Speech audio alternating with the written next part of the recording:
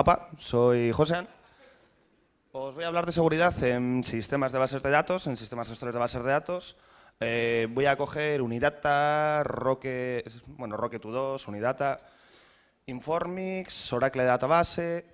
Más que otra cosa, la idea no es mostrar vulnerabilidades, sino la complejidad de encontrar ciertas vulnerabilidades. No voy a mostrar grandes zero days aquí precisamente, pero es más que otra cosa el mostrar cuál es el nivel de seguridad en general que se tiene, cuál es la complejidad que se tiene en encontrar este tipo de vulnerabilidades, un poco cómo se pueden encontrar y, sobre todo, a ver si consigo picaros a que algunos de vosotros, los que os dé un poquillo miedo meteros en este mundo, os metáis y quitaros ese miedo.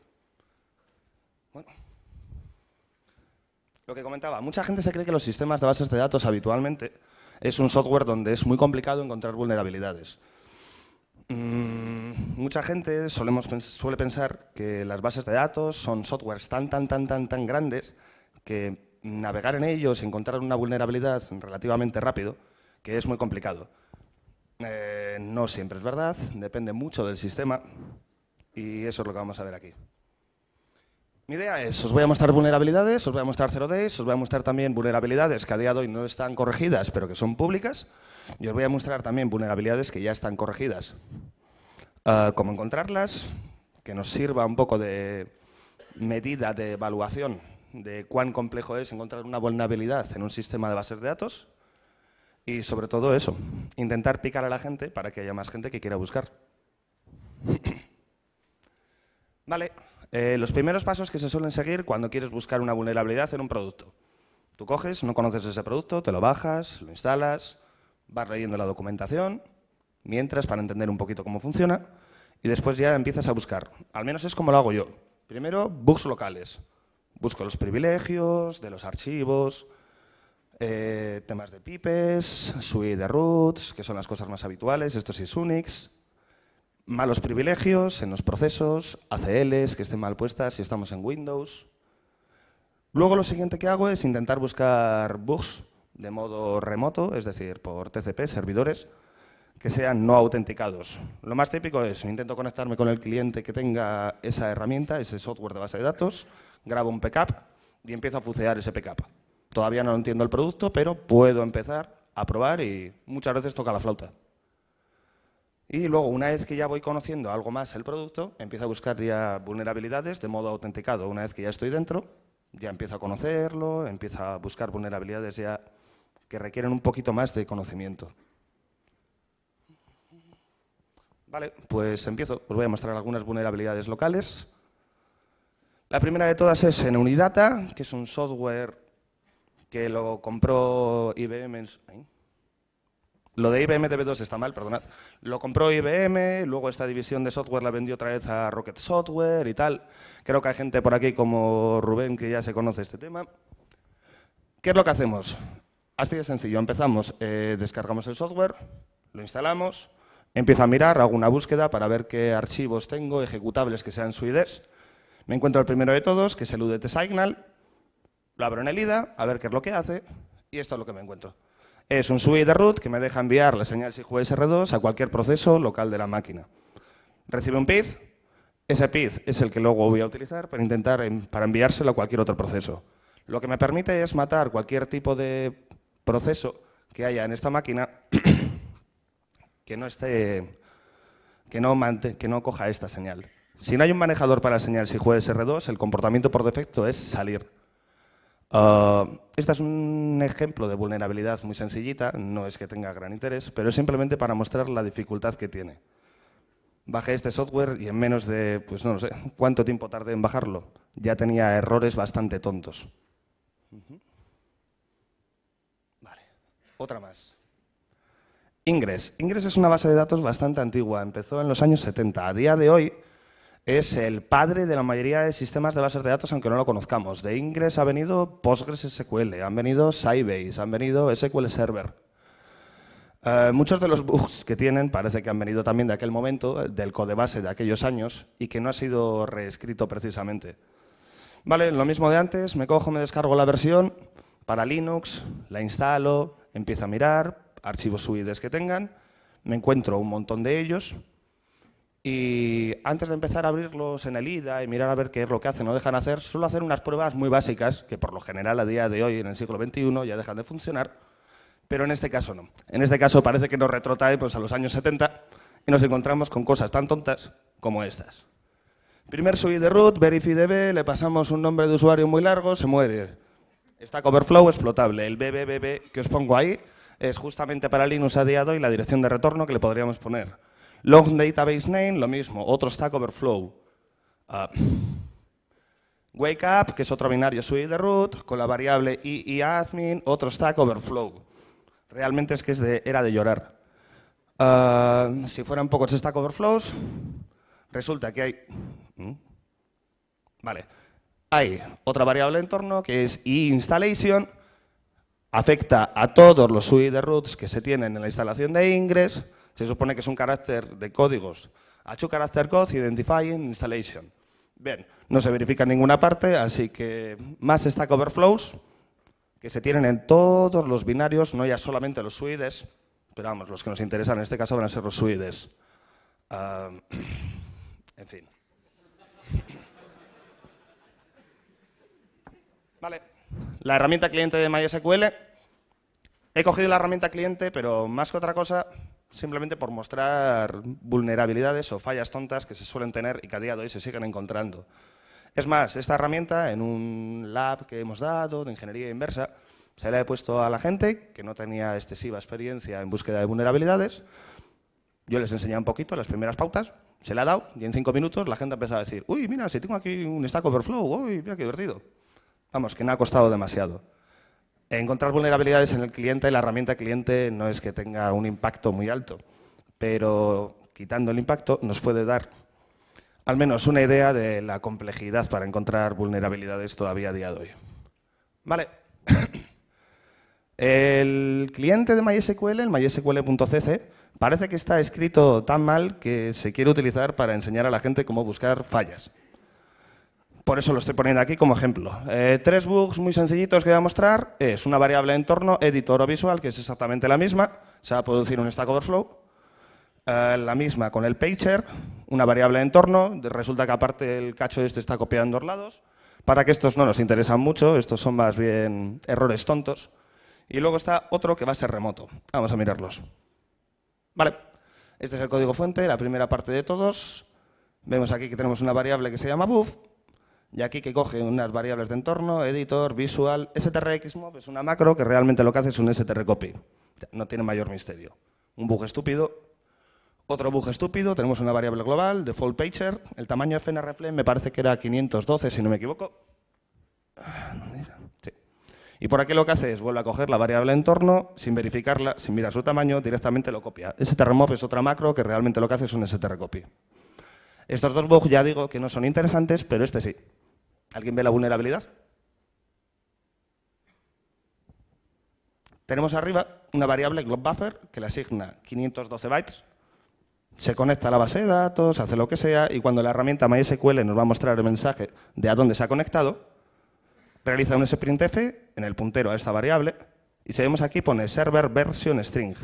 Es decir, si nosotros nos conectamos a una base de datos que está manipulada, le va a enviar un banner demasiado grande, en vez de enviarle, pues yo que sé, MySQL 502, Ubuntu, lo que sea, le enviamos una cadena demasiado grande, podríamos estar aprovechando un Stack Overflow que tiene aquí. Vale. Lo que comentaba, los 2 primeros fallos realmente no son nada interesantes, el tercero sí, podría serlo un poquito más. Ideas que se pueden hacer, pues poner servidores MySQL falsos que estén escuchando y si alguien se conecta con las herramientas clientes, pues aprovecharnos de ello. O, por ejemplo, para seguir tomando otras capas. Hemos conseguido en un pentest llegar a la parte donde están los servidores de bases de datos MySQL y queremos tomar también los servidores de backup. Podríamos utilizarlo. Vale, DB2. Una de las bases de datos más grandes y más utilizadas que hay ahora mismo, junto con Oracle. Y lo mismo, ¿qué hacemos? Bajamos el software, esta vez para Windows, tarda un montón, es bastante grande, lo instalamos. Y lo primero que hago, al menos en Windows, es coger las herramientas de sysexternals, empiezo a mirar sus procesos y a ver qué es lo que hacen. Tenemos un proceso, que es este de aquí, el db2-rm.exe. se ejecuta como local system y si miramos, la ACL de ese proceso es nula. Que tenga una ACL nula quiere decir que cualquiera puede abrir ese proceso, escribir en ese proceso, hacer con él lo que quiera. El ejemplo más sencillo que se podría hacer es como un ataque local, inyectar una DLL y ya estamos ejecutando ahí código.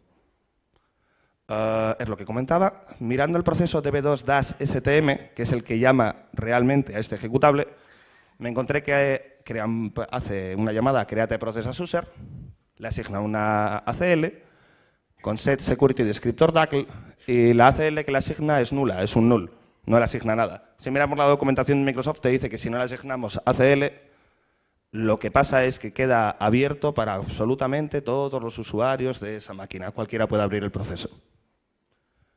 Vale, así que, ¿qué es lo que se puede hacer aprovechando de esta falla? Que ya hemos visto que es una tontería y que no ha costado encontrarla nada. Ha sido instalar, abrir Process Explorer, mirar, ya, 5 minutos como demasiado. Tenemos ya una falla que nos permite escalar privilegios en local, que nos permite hacer cualquier cosa con la base de datos, que nos permite hacer cualquier cosa con esta máquina. Por cierto, si nos conectamos remotamente al servidor de base de datos o localmente, se abre otro proceso. Y todos los procesos que se abren para gestionar las conexiones de usuarios se abren del mismo modo. Vale. Ya, bueno, el bug es bastante bien conocido. Estuve mirando hace no demasiado y todavía no estaba corregido. Tal vez porque no se lo he reportado directamente y no lo voy a hacer. Lo publiqué en el blog de 48 bits en su día. Ahí está. Y si lo queréis ver. Vale, Oracle, un viejo conocido, junto con DB2, la base de datos que más se utiliza a día de hoy, la que más cuota de mercado tiene. Lo mismo de siempre. Esta falla que os voy a mostrar, recordando que estamos en fallas locales todavía, es una falla corregida. Vale, ¿qué hacemos? Cogemos, descargamos el producto, lo instalamos, miramos a ver qué SUIDs tiene, y me encuentro el external job, que era un SUI de root. Es una vulnerabilidad ya corregida en el 2008. Yo la reporté en el 2008 a principios. Y cuando salió, luego me enviaron un correo uno, me dice, oye, pero si esta vulnerabilidad la había enviado a Oracle en el 2004. Solamente les costó 4 añitos arreglarla. ¿Cuál era la vulnerabilidad? Es bastante tonta. Tenemos el binario ahí, es job, que es SUI de root, por lo cual el propietario es root, pero tiene tiene librerías que están linkadas a... Estas librerías pertenecen al grupo DBA o install, depende de cómo la hayamos configurado, cómo la hayamos instalado. Y estas librerías se van a cargar en el espacio de memoria de este SUI de root. Si podemos cambiar alguna de ellas, una vez... Pensad en un ataque en multistage. Hemos conseguido ejecutar código dentro de la base de datos, ya estamos ejecutando código como un usuario Oracle, DBA o install, lo que sea, y ahora queremos escalar a root. Podríamos utilizar esto. ¿Qué tendríamos que hacer? Sobreescribir esta librería, por ejemplo, libclntsh, con una librería nuestra que hiciera lo que sea y ejecutar el binario xjob. Vale. Pues esto es un ejemplito muy sencillo de un medio exploit que se podría hacer. Lo único que hago es, le pongo una librería que el constructor va a llamar aquí y va a ejecutar un binsh, así de tonto. Compilo, renombro, ejecuto, root.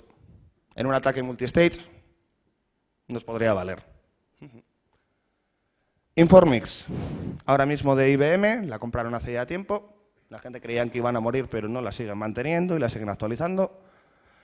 Lo mismo de antes, ¿qué hago? La descargo, la instalo, esta vez cojo la versión de Linux, miro el directorio de instalación, me encuentro un montón de binarios SUI de root, me queda ahí como, ¡ay, qué emoción!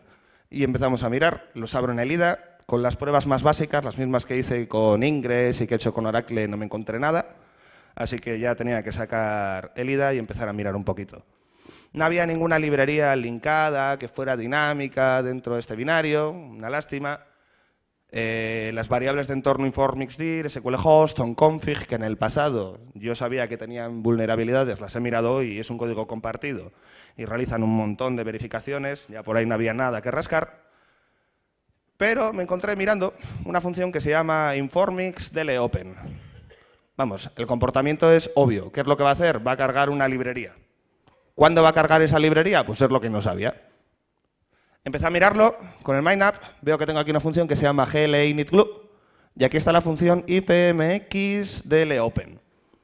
Lo que tengo que hacer es encontrar una ruta de código desde el main, desde donde yo puedo ejecutar código. Recordad que estamos hablando de un SUID local, para que llegue hasta esta función, que desde esta llega hasta aquí. Empiezo a mirar y veo que desde el main llama a initgls, que llama a gleinitglue, que es la función que yo quería. Miro esa función y veo que lo único que verifica es que se tenga esta variable de entorno, gluseglue. Pues ya lo tenemos, no nos hace falta mucho más. Si podemos ponerlo sería lo mismo que en el caso anterior que he comentado de Oracle. Para sacar a la librería que tenemos que cambiar es esta. Desgraciadamente, por lo que he visto por ahora, no se puede influenciar ninguna otra parte del path. Estuve mirando a ver si había algún directory traversal, cosas semejantes.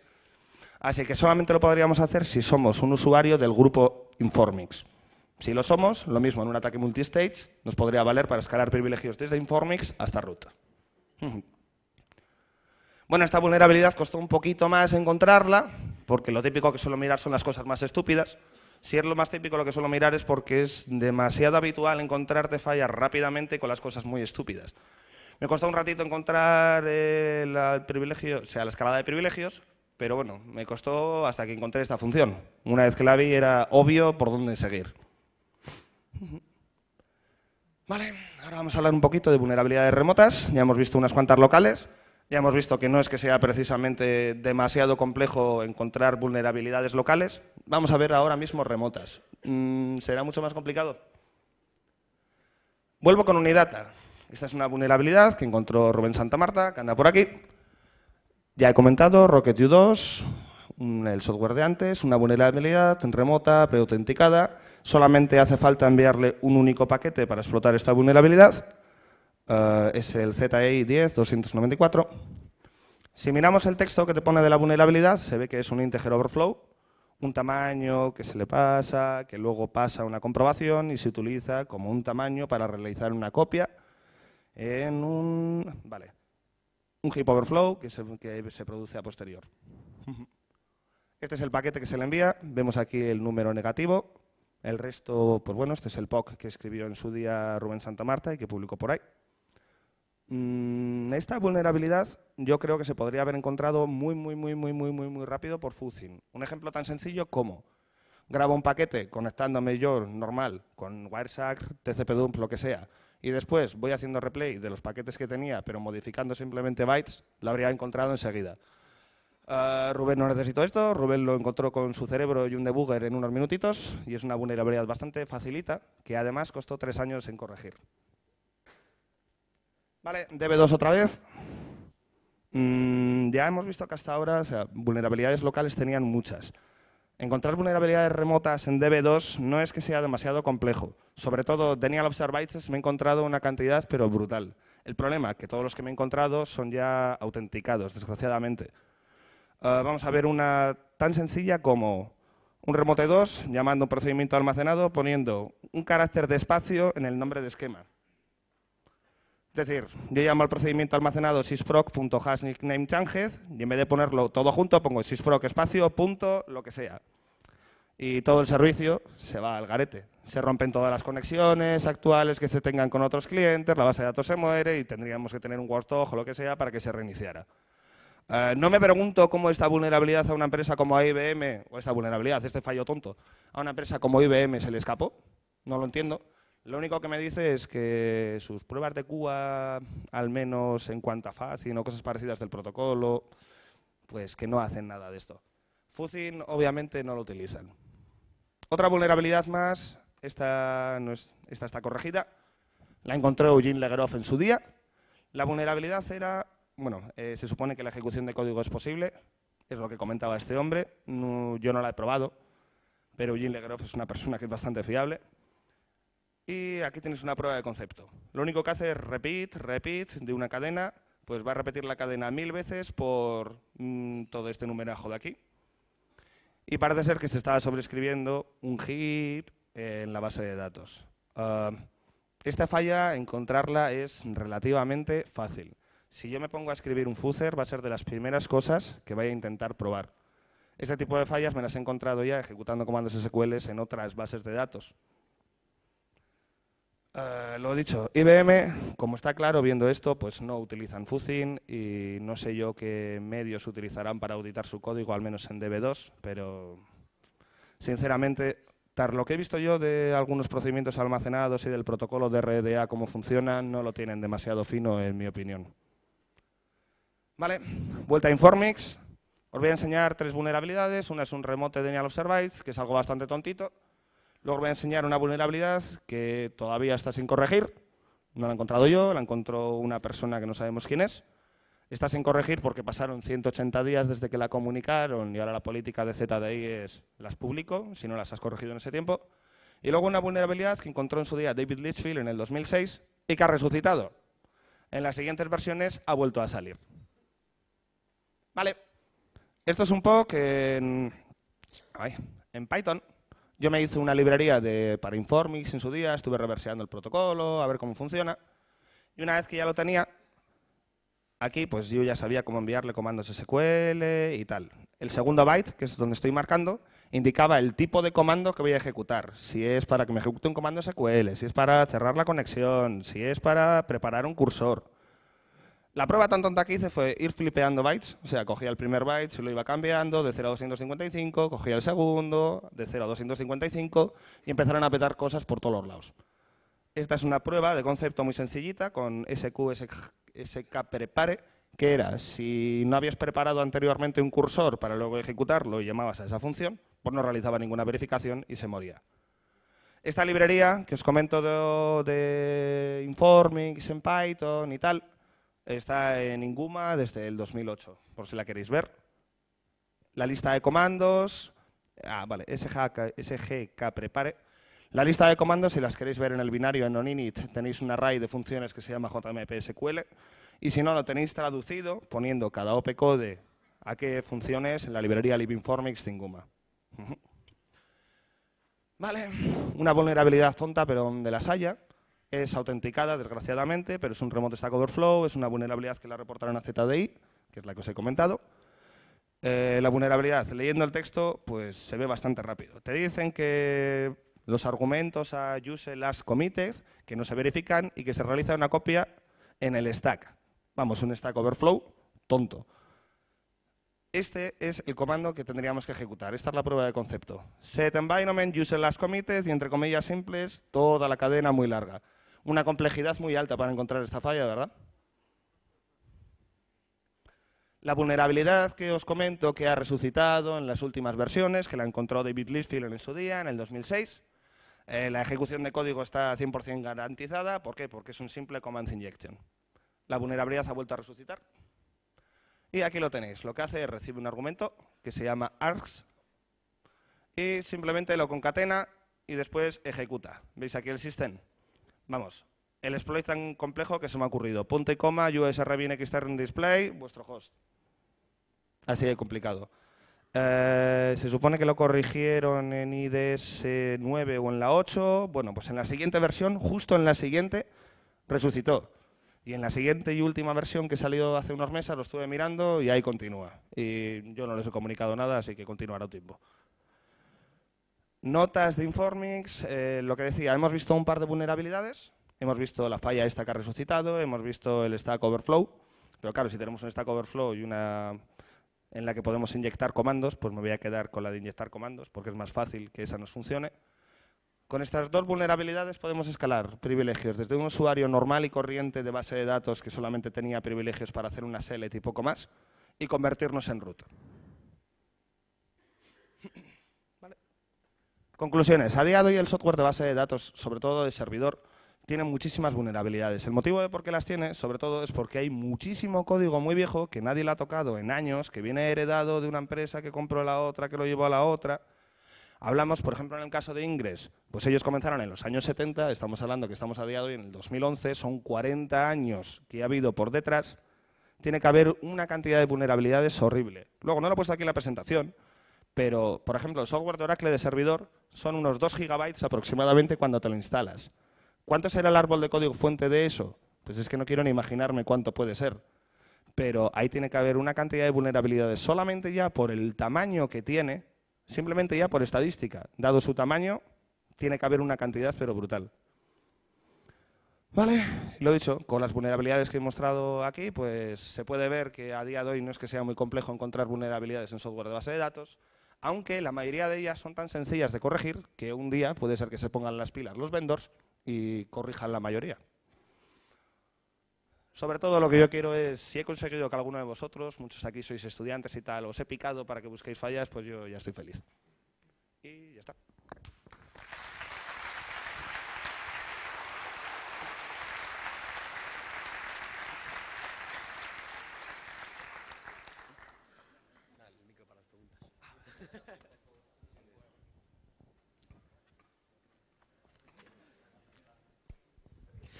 Bueno.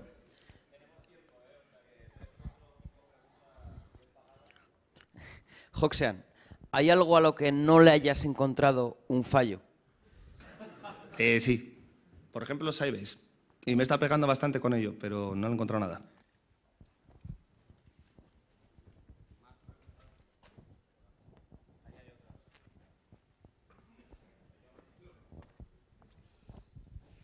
Muy buena la charla, enhorabuena. Y bueno, yo solo te quería preguntar cuál ha sido la vulnerabilidad más gorda que has encontrado en un SGBase. Si se puede decir. No puedo contar mucho de ella, pero la vulnerabilidad más gorda que he encontrado era de Oracle y afecta desde Oracle 8.06 hasta hoy. Es arquitectural, no la pueden corregir y no sé ya ni los años que tiene. ¿Y alguna que haya encontrado un amigo?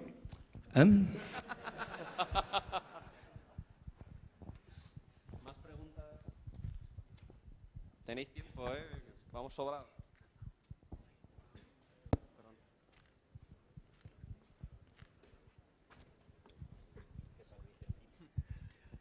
Hola. Lo primero, felicitarte por la charla, porque, vamos, muy buena. Una batería acojonante de vulnerabilidades, pero echo de menos un motor de base de datos que se llama SQL Server de Microsoft y me gustaría saber por qué no has sacado alguna putadita. Aprovechando que está la 2008 R2, van a sacar ahora la Denali con 2011 y seguro que algo tienen. Gracias. No estuve mirando, SQL Server para Windows y tal, no lo estuve mirando, pero principalmente porque era un engorro para mí. Tenía que tener un Windows 2003 Server o 2008 o lo que sea, tenía que bajarme los tropocientos gigas que es SQL Server.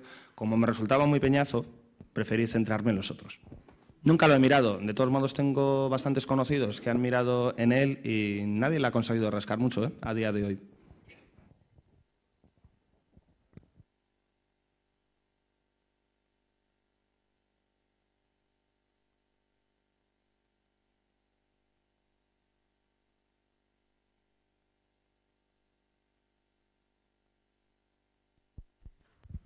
Hola, felicidades por la charla. Yo alguna vez he montado un MySQL y si lo montas bien en una máquina virtual, pero Oracle y demás, complejidad para instalarlo y máquina que necesitas, porque claro, tú comentas, alguna vez he visto Oracles instalados, son más de 2 gigas, instaladores enormes y claro, igual en una máquina virtual en mi Pentium 3 con 256 megas, pues no va muy bien. Te funciona lo suficiente, hazme caso. Te va un poquito lento, pero te funciona no hace lo falta suficiente. máquina muy potente para instalar servidores de este tipo. No, otra cosa es, bueno, si vas a probar, por ejemplo, un servidor de aplicaciones, como el caso de Oracle Financials, que requería un mínimo de 50 gigabytes solo para el instalador, te requiere 200 y pico gigas de instalación y mínimo de 4 gigas de memoria, pues sí. Pero en general no. Para este tipo de servidores de bases de datos, con una máquina medianamente reducidita, te va a ir lentillo, pero te va a funcionar.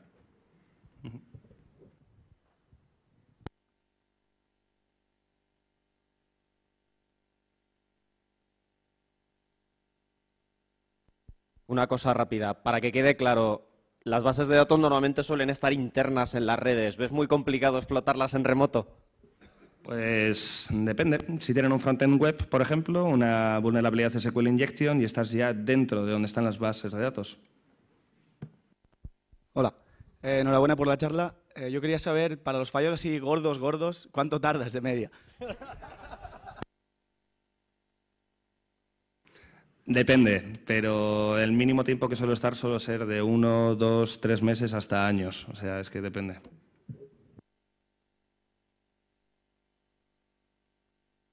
Pues muchas gracias.